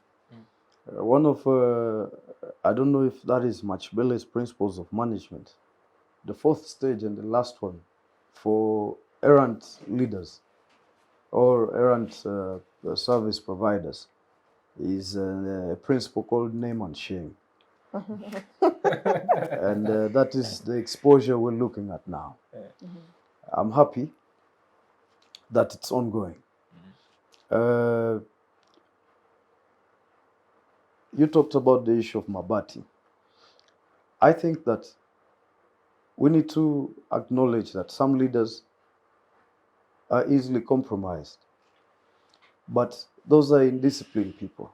And I'm happy that the law is taking doing its its, course. yes, it's taking its course and it's moving in the right direction. I would also like to quote Mr. Norbert Mao. Yeah, I've heard you quote the president a lot on some of his statements. But you know, Mr. Norbert Mao said, the person of the president is big enough to contradict himself. If you're confident enough, you're free to contradict yourself. You can say you want a cup of black tea. When it's brought, you'll say no, now you want milk. That only happens if you're very big. And some of those statements may not sound very right, but over the course of our lives, we have always known that the president always, in every statement, in every decision that he has taken, has been in the best interest of everyone. And he's human. And yes, he's also a human being, but He's a also high president. caliber human being. Comprised of so many Education, human beings. on the education sector, it is no secret that education is once again becoming very expensive, a privilege exclusive for the wealthy, which is a big challenge. But like she said, young people should be able to be woke enough to realize that if there is a budget cut in our education, how does it affect us? And how do we rise up to influence this decision that has been made over our lives? That still goes back to being woke. Without further ado, I would just like to say thank you, and let's keep these conversations going. All right, let's shift gears, friends. Is that Sudan is now on day number 11 of its conflict, of course, emerging between two leaders, one who is the leader of the national army, then the other who is the leader of a paramilitary group that emerged, like I had mentioned earlier on, from a sort of militia, that was used by Omar Bashir to deal with the conflict in Darfur. And now they find themselves between a rock and a hard place. Do we incorporate this paramilitary group? And one group is saying we need 2 years, then the other is saying we need 10 years, and blah, blah, blah, blah. But the conflict, and Belinda, let me just begin with you. What do you know about this conflict? The history, where it has come from, and how does a nation find itself? It's like a government fighting a government. I don't know, but what do you know about this conflict? Well, from the outlook, or what I can say I know about this conflict is that, I don't know, I want to use it, I want to talk about it like an African thing, but then it feels too, I don't know, too broad to throw it on Africa. But I want to say that for long, Africa has had issues with its leadership, with the people that come up for leadership. I don't know whether there is like a certain thing that comes into a mind of people, or that has spirits that attacks people who come out for leadership, because I wonder sometimes I wonder and say, why wouldn't a country like Sudan want to have a stable leadership? Or why should, them always be at contradicting extents? Why should this one have to, come in and also want the power? And sometimes it always feels like a power struggle, and everyone wanting to come to a position of, oh, I'm on top, or now I want a share of this. And so now at a point, I look at it as, I don't know, a country that is now being run on the tips of certain people and leaving out the majority people in Sudan. Because when I'm to read about the entire conflict in Sudan, it is just around a certain, I don't know, a certain group of people who probably are influential or trying to influence themselves around each and everything. So in an overview of this discussion of the Sudan conflict, I think it is, I don't know, but we need to see how to get these people to either an agreement or something, or the people, I don't know whether I should say overthrowing them or doing something, but then that is going to cause more problems, because if now the people are also coming up, these people also have people, so it's a bit problematic. But I think for our common good, we need to see them come to one agreement, which has failed, but I feel they need to be forced to an extent of accepting and not having terms being divided. If there's a body that can divide for them, if they've failed to accept things for themselves, or if they've failed to divide for themselves. But to me, when we look at the Sudan conflict, it looks like a group of people scrambling and partition, maybe a world war, but now this could be a Sudan war, people just trying to scramble and partition a nation or a group of people because of their interests or because of their ideologies, which I think should not be something, but they should look at the well-being. Can they stabilize and then move on? Wow, interesting. Kingdom. Yes, please. Belinda mentioned something around interests, but whereas we evaluate the Sudan crisis and conflict, perhaps it would be of interest to us to evaluate the external influences that could be either spying up this conflict. And I'll tell you something, is that Moscow and Khartoum reached an agreement to set up a Russian military base on, is it Port Sudan, which is on the Red Sea, all right? So now this is Russia coming closer to Sudan. I'm not sure that would settle well with the West. Of course, they have also had their different agreements with Khartoum and things like that. So as we look at the conflict in Sudan, we cannot look at it in isolation of only, internal factors. So what are some of those factors that are not being seen but are influencing this conflict? Okay, sure. So just one briefly before I get into that to comment on what do we know, like the specifics. Yeah, exactly. sure. So what do we know? We know that Sudan is a country that 10 years after its independence has been under military rule from 10 years from starting 10 years from when they got independence. We had a coup then, and then 14 years later, Bashir comes in. Actually, they had a coup 2 years after their independence. Already? Yeah.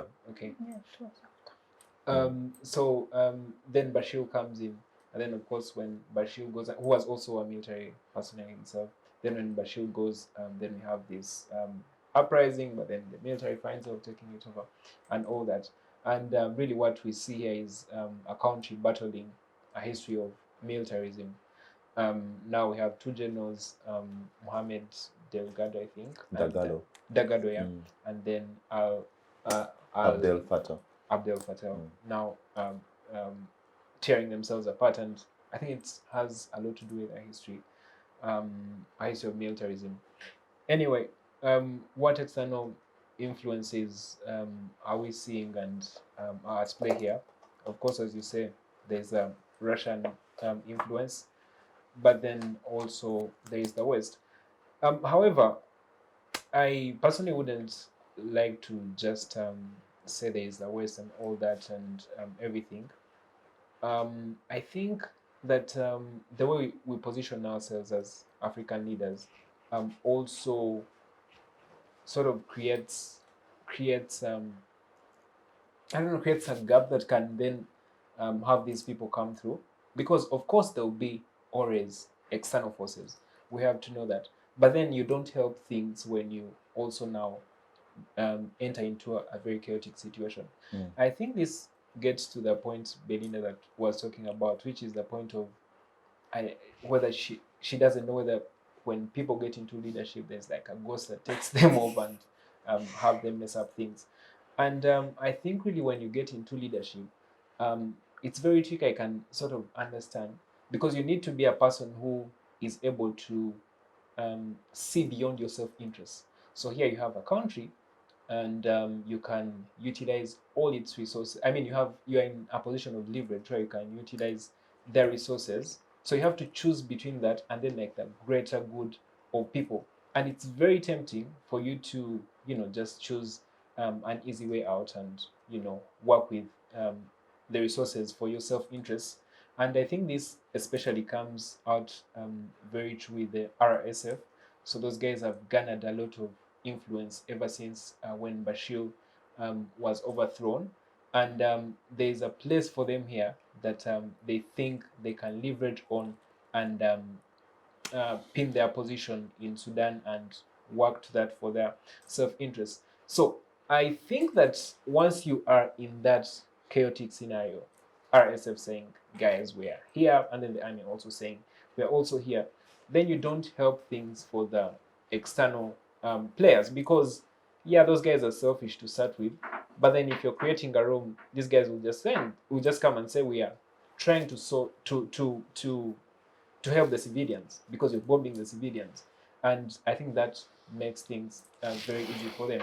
However, when on the alternative, if you have a very settled environment, you have a leadership that people have trust in, then I think you can easily become an establishment that can now stand against those external influences. Because as you say, there's Russia coming through here. There's, I think, United Arab Emirates as well, siding with which group? I think UAE sides with the army, and then there's also Egypt siding with the army.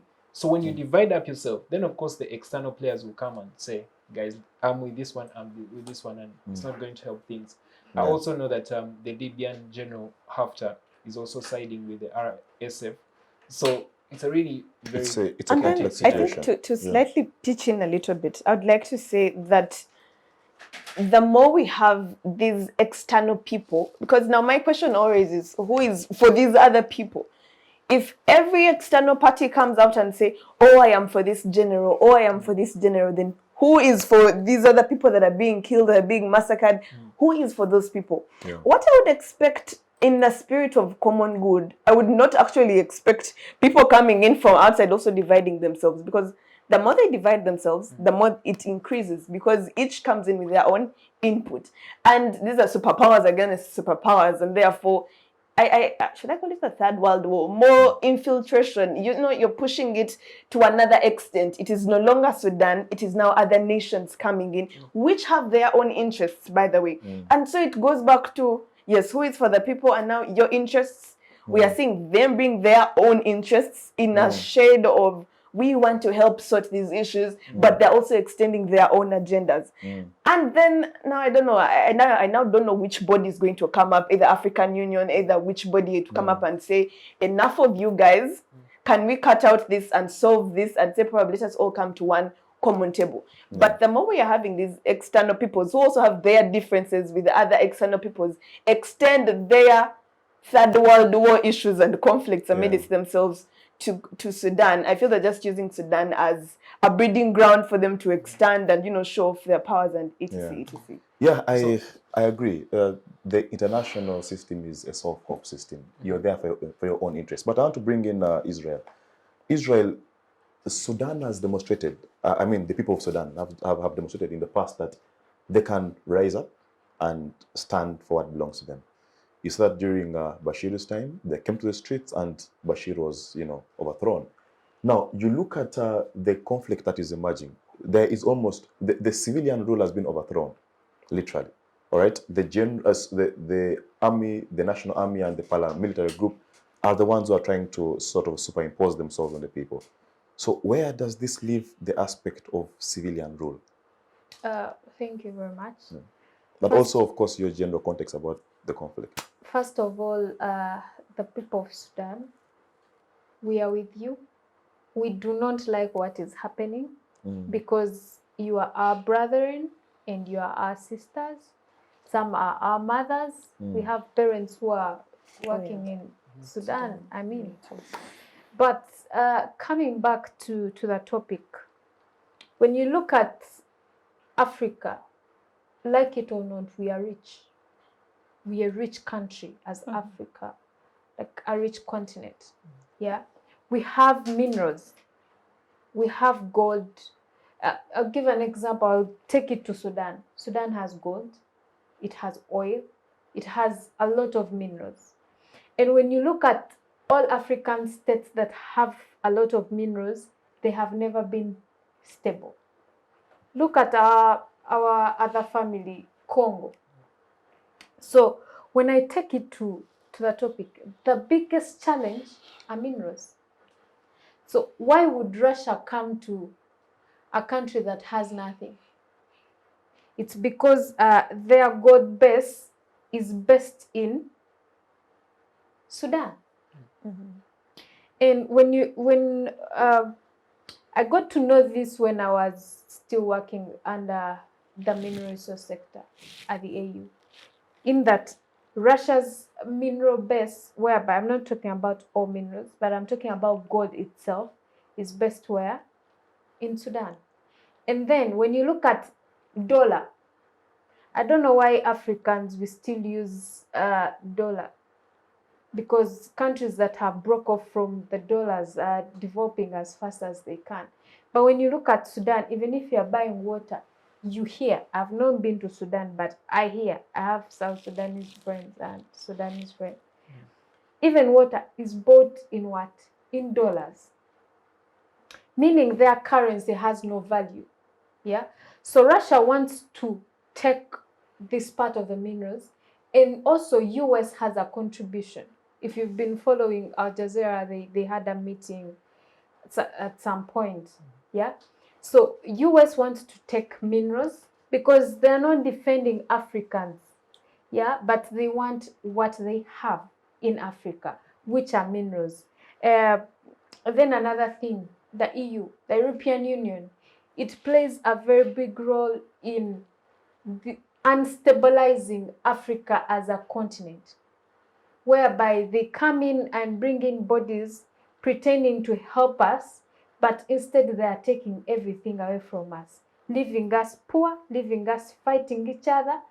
And I mean, they introduced religion, you are easily convinced. Yeah, the Western culture, you're easily convinced that if you're Muslim and I'm a Christian, if you killed me, you're going to heaven. And when you listen to our grandfathers in the African traditional society, it was based on love. Yeah. So when you look at the Western culture, it is contributing a lot towards this Sudan conflict because they want a lot from us. They want our minds to be diverted from what we have. And then my last, because I'll be brief because of time, my last request, I would request actually African Union, the Secretary General himself, to look into Africa using African currencies, not dollars. It's the one way to develop. Yeah, it is one way to stop these conflicts, because now RSF wants to take over because this mineral brings in a lot of money. And then also the army wants to take over. But then there are other natives, the local people. You're leaving them in a state of quagmire. They don't know where to run to. They don't know who to talk to. Millions and millions of people are dying every day. Children are left homeless without parents. Now imagine a 5-year-old kid who's going to cook for that kid, making them refugees. Uganda has the highest number of refugees. But it's all because these bodies that we are not seeing, they are contributing a lot towards unstabilizing Africa. Would request European Union and other Western countries to move from Africa and let Africa govern Africa. Whether it's an African passport, why would you need to move from Uganda to South Africa and use a passport? Okay, yes, a passport, we understand. But why do you need a visa to go to a fellow African country? Recently, Kenya had to sit with South Africa. They're like, my brother, we are family. So now you don't need a visa to go to South Africa if you're Kenyan. So I would request Africa to come together as a family, to stand with South Sudan, not sidelining, but Sudan, not sidelining, but to come as a family to fight for the local people. Yeah. Dila, Yes, sir. your own take on this conflict. Thank you. You know, first, we all know the source and the reason for all conflicts in Africa is resource-based. True. And for the case of Sudan, and I say this without fear or favor, So we are once again witnessing the ruthless impact of the Western imperialism.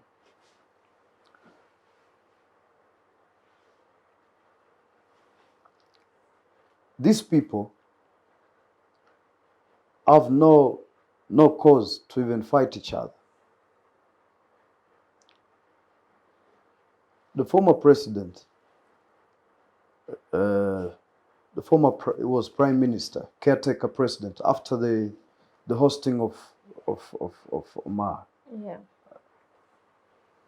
was overthrown. And they agreed, the military government that was caretaking under the gentleman of General Abdel Fattah. Abdel.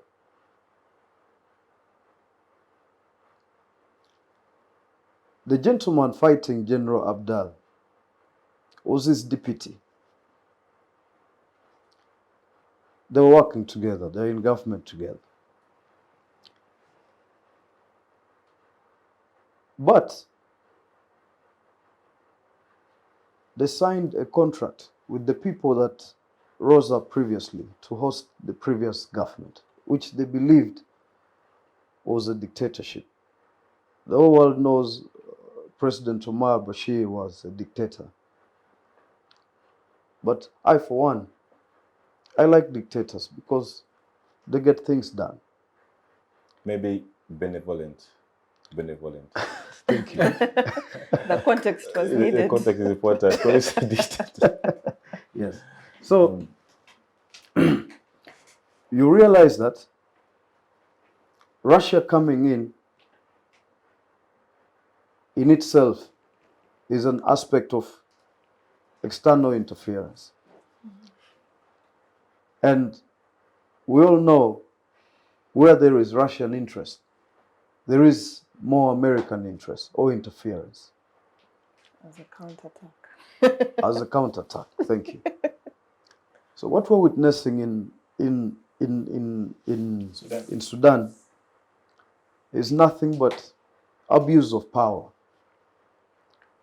All these are people who have capacity to stabilize the country and put the country forward. But they have chosen to abuse the power they have to get into conflict for personal gain. And this has roots. If you have a state that has indisciplined forces, you will witness some of this. Uganda is no different back then. Uganda has its history, but it's only under President Museveni that we have seen stability and the most indisciplined force, which is why I would like to thank the UPDF. The UPDF is the most, if not the most disciplined force in the world. Then I do not know. But we should also take into account African nationalism is characterized by militarism, where the strongest military force will ascend to power over the rest. And this is something that was cultivated based on our history fighting colonialism. We had to have uprisings to overthrow the white person or the colonialists back then. But some countries in Africa, unfortunately, are still fighting with the ability to tame that military force. It can be very dangerous. That's what we witnessed in South Sudan. It's what we witnessed in Sudan currently. But this undermines democracy totally. The Sudan government was supposed to hand over. I'm not in support of General Abdel. No. Neither am I in support of General Dagalo. Because In the contract, in the agreement they had with the people after hosting the Omar dictator Omar Bashir, was to hand over power to the civilians. Yeah. On I don't want to be misquoted, but I hope the date is correct. I think on 13th. On 13th of this month. And if you notice, this conflict broke out on 15th.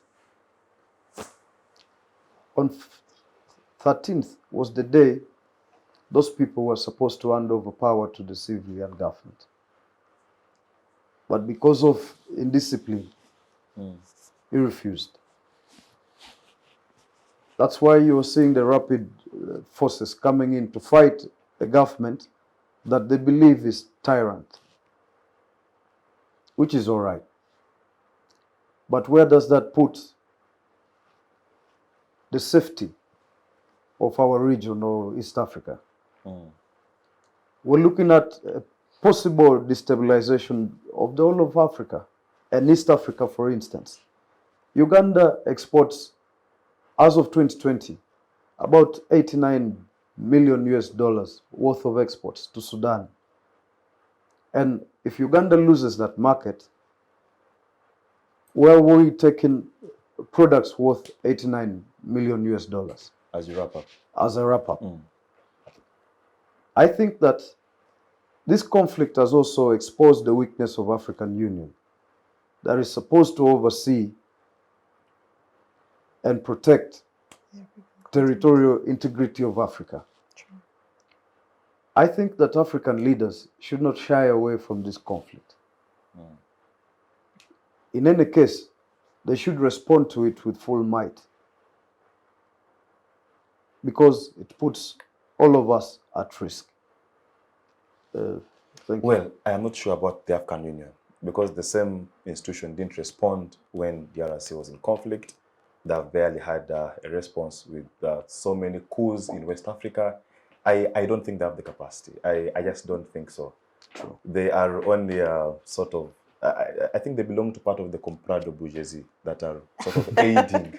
Well, I have my very serious sentiments about them. But well, guys, our time is fast spent. But in the spirit of fairness and natural justice, I'll give you guys just 30 seconds to just give us your last words on the show. And they say ladies make good examples. So let me see if Israel will use 30 seconds. I'm really going to be brief. I want to thank you for hosting us in Civic TV. We encourage young people to get involved in such activities so that we can grow as a family. And for Sudan, we are praying for you. The normal people, the local people, we are praying for you and we love you. And would request whoever can support them in terms of anything, please do, whether food or what, because this is a crisis that is in our neighbor. Today it may be here.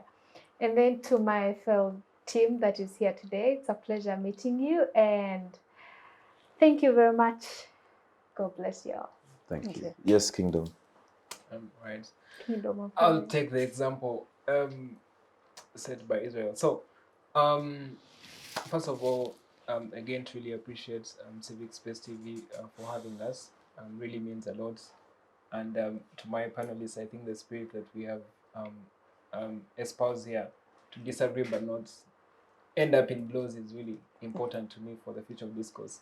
I've actually organized engagements and they have actually ended in fights, so really means a lot. I know what it means.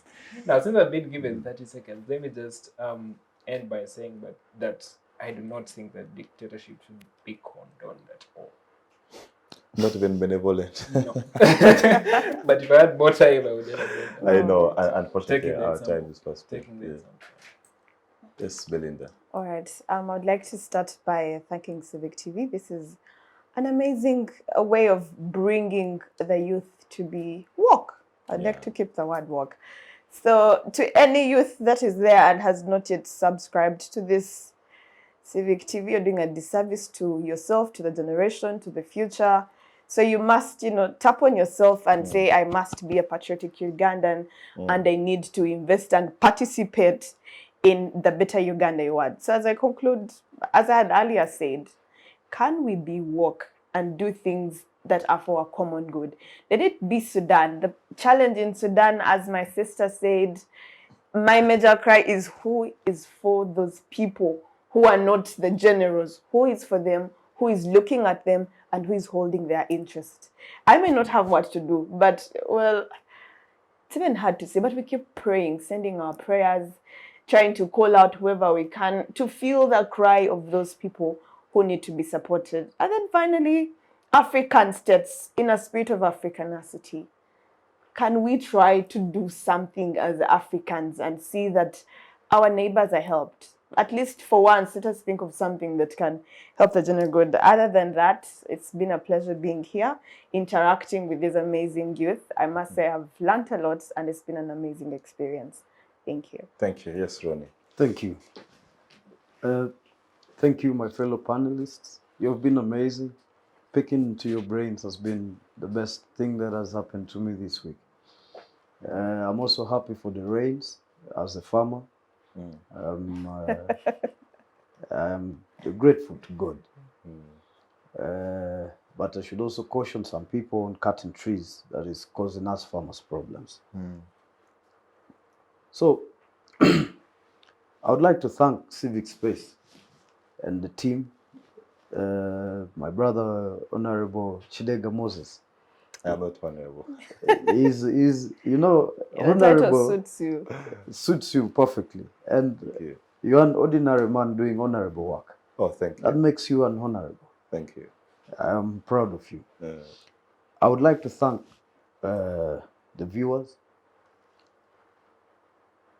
I know this airs sometime in the future, but I would love for every young person and old people to indulge, including government entities. I mean, these are discussions that shape the future that we as NRM claim or are securing. And I know exactly that the things that are happening in Uganda, the deficiencies in service delivery of social services, are based on unpatriotic civil servants and leaders. It's no different from what is causing chaos in Sudan. I urge Ugandans to be more patriotic. And let's paint a better picture of Uganda, because we don't gain anything from demonizing Uganda. But there's so much more to gain if we are able to harness and guide the narrative of what Uganda should appear like to the rest of the world. And these discussions are beautiful. Thank you. Thank you. Thank you. Well, in the spirit of Pan-Africanism, asante sana wandugu. Thank you very much. Israel, Kingdom, Belinda, and Dila, for spending the time to be on this episode of the Youth Roundtable. Of course, to the technical team, Rashid and the rest, thank you for ensuring that our viewers get this show right on time. Well, that's it. I don't want to dilute whatever has been discussed here. Until next week, same time, same place. See you. Bye-bye.